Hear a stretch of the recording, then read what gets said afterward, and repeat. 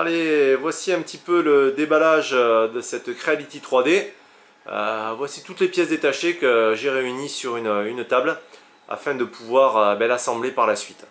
Donc c'est vraiment, ici on a un petit listing tout en chinois, donc il ne nous servira pas trop à nos besoins. On voit ici qu'il y a une partie du matériel nécessaire au niveau outillage qui va nous permettre justement de réaliser l'assemblage des pièces. Ici on a les roulements, les entretoises, tout ça. Ici c'est la partie extrudeur avec la buse et le petit machin qui va permettre d'insérer le fil avec le roulement, tout ça. Ici on a les roulements linéaires, une partie de la visserie. Alors, on voit que tout est bien répertorié, chaque petit sachet a son numéro. Et on verra par la suite, quand je vous montrerai un petit peu ce qu'il y a sur la carte SD, comment on fait pour les assembler et comment se repérer sur les sachets. Ce qui est avantageux, voilà, c'est qu'ils ont vraiment tout noté, donc on peut vraiment pas se tromper, quoi. Ici on a les tubes en aluminium qui vont nous permettre de réaliser l'assemblage. Ici les 4 moteurs. On voit ici que ce sont des prises de connectique. Alors je sais pas trop comment ça s'appelle, mais je sais que ça va être facile parce qu'ici on a les câbles qui sont là. Et en fait il y a juste à insérer et il y a tout de marqué dessus. X, extrudeur. Il y a 2 câbles en fait, donc il n'y a vraiment aucun branchement compliqué à faire. Une fois qu'on a assemblé tous les éléments, il y aura juste à faire la connectique sur toutes les pièces. Ici on a une petite clé USB avec la carte SD. Bon, elle est dans mon ordinateur parce que j'ai déjà un petit peu regardé ce qu'il y avait dessus, donc j'ai juste laissé la pochette. Ici on a les polylus, la carte avec toutes les connectiques sur lesquelles vont venir se brancher les fiches que je vous ai montré auparavant, et l'écran LCD. On a un petit rouleau de film polyamide pour l'extrudeur et un petit rouleau de scotch de peintre, hein. C'est ce qu'on trouve dans tous les magasins de bricolage qui va permettre justement de réaliser l'adhérence. Il y a d'autres façons de créer l'adhérence sur les imprimantes, mais bon, il nous livre celui-là. Ici on a le câble USB, l'alimentation 12 volts qui va permettre d'alimenter la machine, l'extrudeur avec les ventilateurs. Donc voilà, une pièce un petit peu unique, hein. Donc faire attention à ne pas la casser parce que c'est vraiment, je pense qu'elle est spécifique à cette imprimante. Qu'est-ce qu'on a d'autre? Les câbles, ici on a l'alimentation, quelques petits colsons, et ici on a du fil pour le test, c'est du PLA classique, le petit fil bleu qui va aller dans les linéaires de montage en aluminium, la courroie GT2, ainsi que là, bon, j'ai déjà tout enlevé, normalement c'est recouvert d'un film marron, mais j'ai déjà tout sorti. La plaque qui va permettre justement de venir dessus pour pouvoir imprimer là-dessus. Voilà, ça c'est la plaque du plateau. Ce qui est en jaune ici, c'est pour l'écran LCD, avec son bouton, tout ça. Et une partie, voilà, tout en plastique, hein, bien fini, c'est propre. Ça c'est pour le support bobine. Et là on a toute la partie extrudeur. Alors à savoir que la partie extrudeur elle n'est pas en plastique, elle est en métal, hein. Je sais pas si on l'entend quand je tape. Tout ça c'est du métal.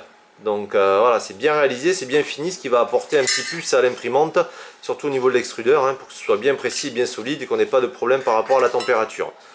Donc elle est donnée pour être montée en 1 heure environ, hein. Je pense que ça va pas être compliqué. Au départ, quand on voit tout ça, on se dit on va pas y arriver. Mais on va aller faire un petit tour sur la clé USB et je vais vous montrer un petit peu comment il est facile de réaliser le montage de cette imprimante. Donc voilà, on se retrouve sur la carte SD. Donc en fait, désormais, on a 2 fichiers. Ici, c'est une partie des pièces détachées que l'on va pouvoir à nouveau imprimer si on a besoin.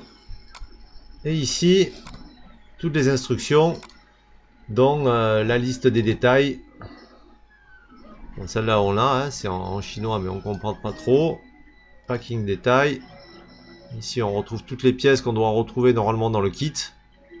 Donc c'est vraiment très bien expliqué et plutôt sympa. Mais ce qui va nous intéresser avant tout, c'est ici, donc on a différents fichiers. Là on a une vidéo. Ça ici c'est le fichier de configuration INI qu'on va installer dans Repetier. Ça c'est un fichier G-code directement qu'on va pouvoir installer sur la carte SD pour pouvoir l'imprimer. Le setup de répétier en 0,95, sachant qu'aujourd'hui on est déjà en 1.5. Je sais plus quoi. Quelques explications en PDF pour le nivellement du lit, l'installation et les paramètres de slicing. Mais le fichier qui va nous intéresser le plus, c'est celui-ci, qui va vraiment nous permettre d'assurer le montage, puisqu'on n'a pas de notice classique. Donc c'est un exécutable de SolidWorks, hein, il ne s'installe pas, il s'exécute simplement. Je trouve qu'il est plutôt bien fait. On a vraiment tous les détails des pièces, l'assemblage et tout, qui vont nous être expliqués au fur et à mesure. Ici on a un petit bouton qui va nous permettre de démarrer ou d'arrêter. Alors en avant, en arrière, là c'est le stop et là c'est le play. Donc normalement il démarre, play.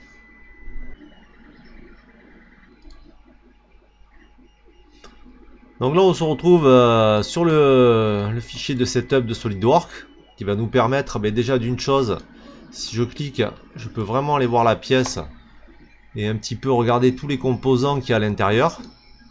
Il suffit simplement de faire un simple clic et on peut vraiment tout zoomer. Ici on voit la poulie, la courroie, c'est vraiment très bien fait. Donc pour lire la vidéo et assurer un montage, il suffit d'appuyer ici. Et là on va avoir le descriptif détaillé qui va nous permettre justement de pouvoir poursuivre l'assemblage. Donc voilà, il y a une explosion des pièces et on voit petit à petit comment on va assembler cette Creality 3D. Donc c'est vraiment très simple, c'est vraiment très bien expliqué. Ici on a le bouton pause si on veut vraiment s'arrêter sur une pièce et voir un petit peu ce que ça donne. On peut ici avancer ou le faire au compte pas. Hop, je relance la vidéo. C'est vraiment super bien expliqué. Je pense que par rapport aux autres Prusa que j'ai eu l'occasion d'avoir, ce fichier là est vraiment pour les débutants et pour tous ceux qui n'ont jamais monté une imprimante, qui sont même pas du tout bricoleurs, ils vont y arriver vraiment très facilement s'ils suivent vraiment le tutoriel. À savoir que, comme on l'a vu précédemment, tous les sachets sont bien numérotés.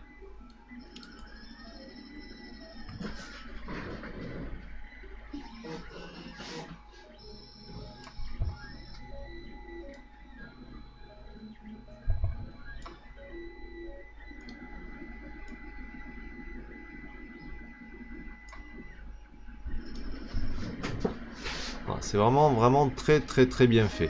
Bon, on va pas s'éterniser là-dessus, hein, vous aurez l'occasion de le voir et moi je l'ai installé, je l'ai téléchargé sur ma chaîne YouTube si vous avez besoin, comme ça vous pourrez le voir directement via internet si vous avez un bug avec votre carte USB. Donc sur ce, on se retrouve pour les premiers éléments de montage de cette Creality 3D.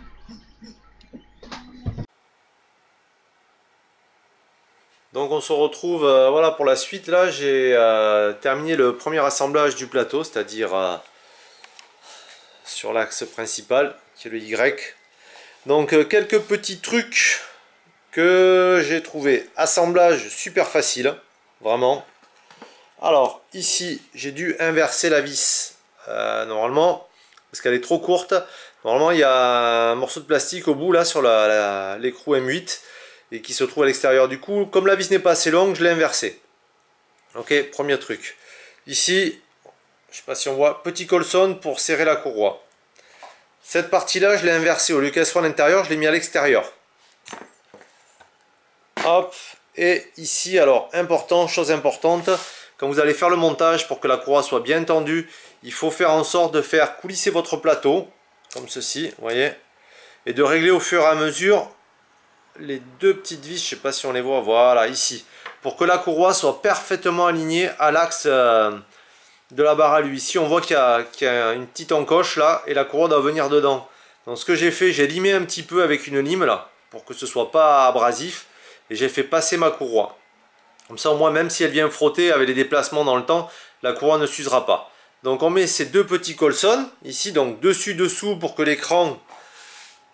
Ici, bon, je suis en contre-jour, on voit pas très bien, mais que l'écran se superpose. Comme ça, ce sera bien serré. Et ensuite, pourquoi je l'ai mis à l'extérieur? Parce que d'ici, dans le temps, vu qu'après, il y aura la carte, tout ça à l'intérieur, je vais pouvoir déplacer cette partie.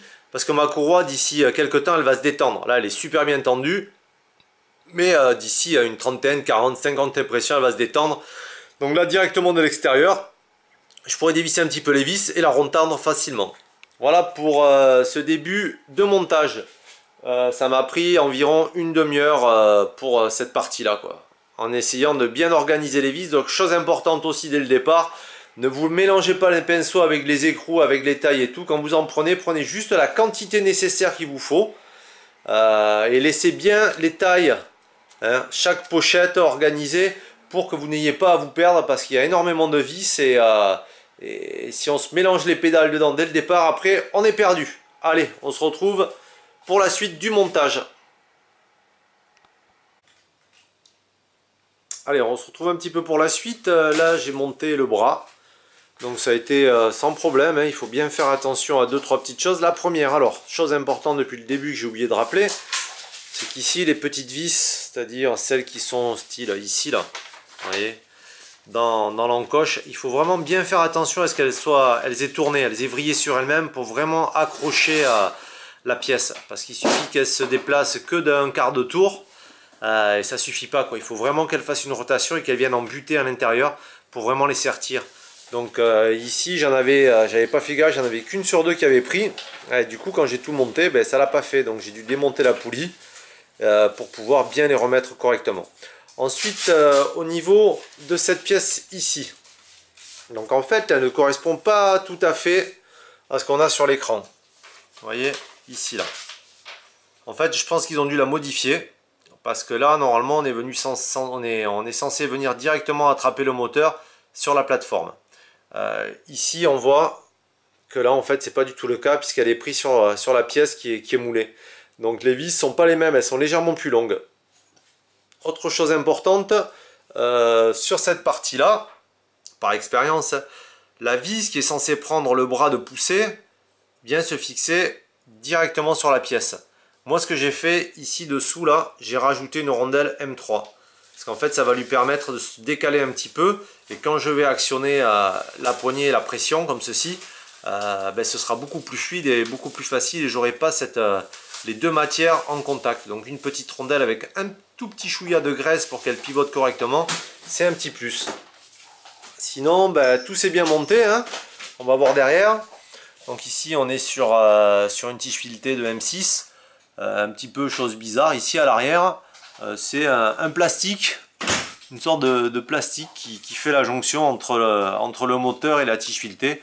Bon, après, il faut voir ce que ça donne, mais comme c'est apparemment pas trop dans l'axe, on verra par le temps si je rajouterai une pièce là qu'on voit sur les imprimantes pour faire la jonction ici. Mais bon, je pense que ça doit être normal, hein.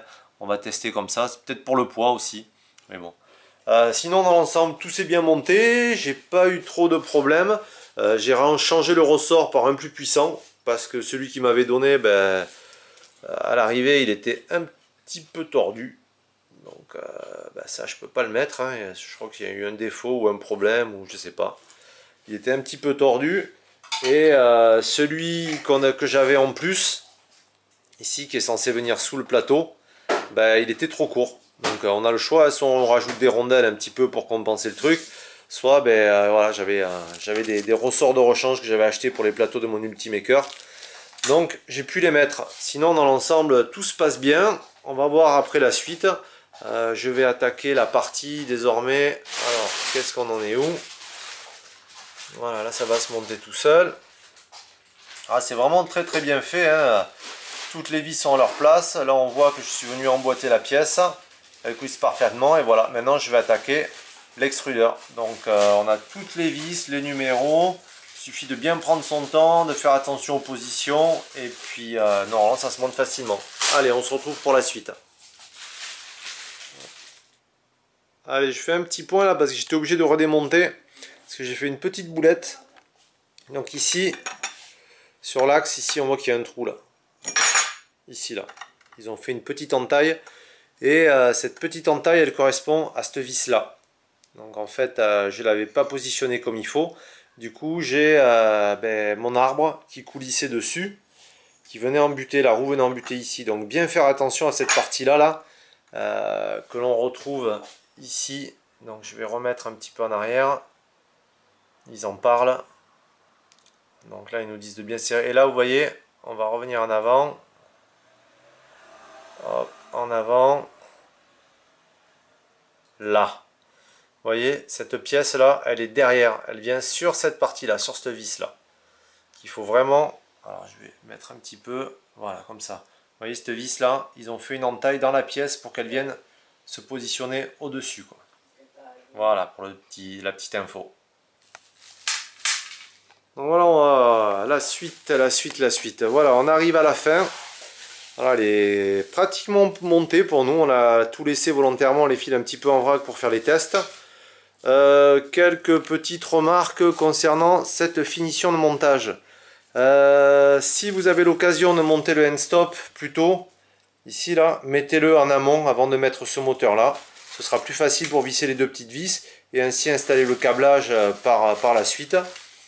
Sinon on n'a pas vraiment eu de problème concernant le montage. J'ai fait ce que j'ai dit là tout à l'heure, j'ai retourné la barre pour mettre le trou derrière. Ici je trouve que ça force un petit peu. Pour l'instant il faut que je fasse mes premiers tests, mais ça tourne, mais il y a un petit quelque chose qui coince. C'est pas si linéaire que je voudrais. Au niveau outillage, ben c'est bon, hein. Bon, j'ai rajouté une pince, un cutter, j'ai ressorti mes vrais tournevis Torx, parce que les clés Allen c'est pas très pratique. Qu'est-ce qu'il y a qui diffère par rapport au fichier? Ben, il y a ce petit ventilateur en plus sur la carte qui est installé. Les connectings de la carte ne sont pas tout à fait les mêmes. Surtout concernant ce petit truc. Donc ils ont vraiment fait ce qu'il fallait pour que ça s'installe correctement. À savoir qu'il y a une sortie pour un lit chaud qui est préinstallée. Ici c'est une thermistance. Et ici on a l'autre sortie pour le lit chaud qui est en stand-by. À savoir que on a la thermistance pour le lit chaud qui est toute prête avec la connectique. Et on a des petites pièces en plus qui sont en double de rechange. C'est-à-dire la pièce du haut là qui va pour l'extrudeur. Et une deuxième pour le end-stop qui se trouve ici. On a à savoir qu'on a une buse en plus qui nous est fournie. Non, à la base c'est du 0,4. Et on a un petit machin là, je sais pas comment ça s'appelle, pour le tube PTFE qui se trouve ici. Alors je sais pas si c'est une erreur de leur part parce qu'il était déjà monté dessus, mais en tout cas c'est bien cool d'en avoir deux. Donc qu'est-ce que je vais rajouter? Ben là je vais rajouter par la suite ce petit flexible là, qui va me permettre de relier correctement tous les fils ensemble, histoire de faire quelque chose de propre. Avant tout, je vais faire un test pour voir si tous les axes fonctionnent bien ensemble, et si tout est bien relié. Voilà. Allez, via l'alimentation qui est là. Donc on a l'écran qui s'est allumé, hein. Parfait, c'est en anglais. Donc tout fonctionne, on a fait nos premiers tests. Donc tous les axes se déplacent, hein. C'est parfait. Donc ici on va aller un petit peu à droite. Ici on va déplacer notre plateau. C'est bien rapide. On va monter le Z. Voilà, on voit que tout se déplace parfaitement. Donc ici, je ne sais pas si vous voyez ici là, comme c'est pas tout à fait dans l'axe, j'ai pas fait venir toucher la tige de M6 sur l'ensemble moteur pour laisser un peu de jeu là, un peu de mou. De toute façon ça ira pas plus loin, mais voilà, c'est très bien comme ça quoi. Il vaut mieux qu'il y ait un peu d'espace, comme ça la tige filetée ne vient pas frotter sur le moteur. Et sinon l'ensemble est parfaitement assemblé, hein. Je trouve que c'est une belle pièce, c'est tout petit, c'est pratique. Niveau poids, bah oui, on peut pas faire plus léger. J'ai un petit souci avec ce fil là, qui fait du bruit, donc je vais le démonter pour le remettre correctement en place. Mais voilà, il ne restera plus qu'à régler le Z. Et je pense qu'on va pouvoir lancer une première impression. Donc deux petites choses pour l'installation du port com concernant ceci. Si vous connectez répétier et que vous appuyez là-dessus et qu'il vous dit que le port com ne correspond pas, il faut brancher et débrancher. Alors on va le refaire ensemble. Il faut brancher et débrancher votre périphérique USB qui est ici. Vous allez dans ordinateur, clic droit, gérer. Voilà, il faudra quand même attendre en bas à gauche. Là, vous voyez que normalement, enfin, moi il m'a fait installation du port et du périphérique. Donc ça a très bien marché comme ça. Il faut aller dans gestionnaire de périphérique. Ici vous avez le port com qui s'affiche. Moi c'est le port com 10. Je fais clic droit, propriétés. Donc, dans les propriétés, je vais dans paramètres du port. Et à la base, il y avait 9600, c'est-à-dire celui-ci. Donc il faut passer en 115 200. pour qu'il y ait un bon débit et que ça fonctionne correctement. Ok, on fait ça. Une fois qu'on est là, on revient sur Épétier. On va en haut à gauche dans configuration, réglage imprimante. Ici, port com 10. On sélectionne le port com 10. La vitesse 115 200. Imprimante. Donc là après bien sûr il va falloir modifier la position de parquage et du plateau, tout ça pour les extrudeurs, tout ça est expliqué. Le format de l'imprimante, mais moi je suis encore sur mes Riprap Prusa, donc là il va falloir que je crée une nouvelle interface pour mettre les bonnes dimensions du plateau, parce que là ça ne correspond pas du tout puisque le plateau est beaucoup plus petit. Donc ou alors j'ai deux solutions, soit je vais toujours placer ma pièce de façon à ce qu'elle soit en bas à gauche, c'est-à-dire là je vais faire OK, là je me mets, j'appuie ici, tac, et ben voilà, ici c'est mon format plateau, donc ma pièce je devrais toujours l'installer dans cette partie là. C'est à moi de calculer le nombre de cases pour que je puisse venir imprimer ici et que ça ne déborde pas plus loin, sinon à chaque fois la tête d'extrudeuse va sortir et le plateau ça va aller chercher là-bas, alors que mon point 0 il est là. Donc ce point 0 c'est celui-ci, donc après il faut faire des tests pour voir jusqu'où ça s'arrête exactement. Et ensuite, quand on placera ces objets, on fera en sorte que ça aille pas plus loin. Comme ça, moi, je pourrais me servir de celle-ci et de la Prusa i3 de chez Affiniboot que j'ai. Voilà, sinon donc, pour l'instant, pas de plus. Je vais lancer une première impression. Là, pour passer en mode impression. J'ai fait tous mes petits réglages, réglé tous les petits soucis que j'avais. Bon, c'est un peu le soir. On a fait un break cet après-midi pour aller à la plage, histoire de profiter un petit peu de l'été. Ça prend un petit peu plus de temps que prévu. Ils avaient donné pour 1 heure. Bon, mais si on veut tout bien réaliser et tout monter, il faut compter 3 à 4 bonnes heures pour bien tout connecter et tout assembler correctement.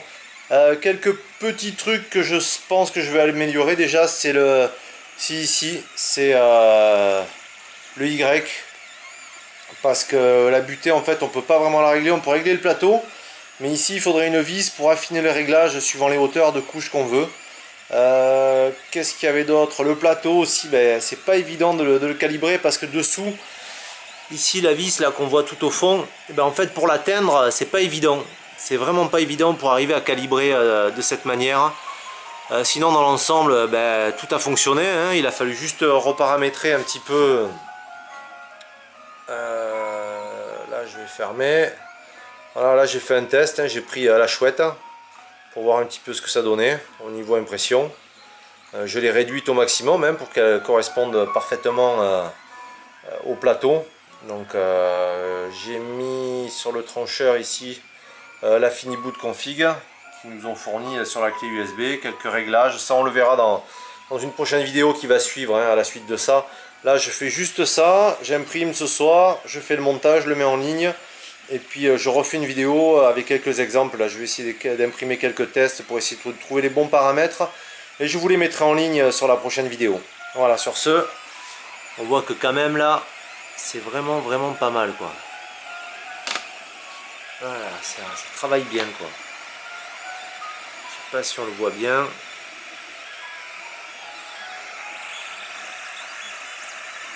Voilà. Quand même je trouve que c'est vraiment bien quoi. C'est propre, c'est fluide. Elle fait pas de bruit. Voilà, quelques petites choses aussi qui vont suivre. Là, je pense qu'au niveau de l'alimentation, là, je vais mettre un interrupteur, parce que brancher, débrancher, le fil apparemment il est quand même assez costaud, donc je vais le faire partir derrière proprement. L'écran LCD pareil, je vais lui faire un petit support pour qu'il puisse venir devant proprement sans qu'il gêne vraiment le plateau. Et puis qu'est-ce que je vais faire? Là les fils là, je vais essayer de bien les recabler proprement, refaire ça. Vu qu'elle fonctionne et que tout est bien branché, maintenant il n'y a plus qu'à bien fignoler tout ça. Allez, sur ce je vous laisse et on se retrouve pour la prochaine vidéo. Ciao.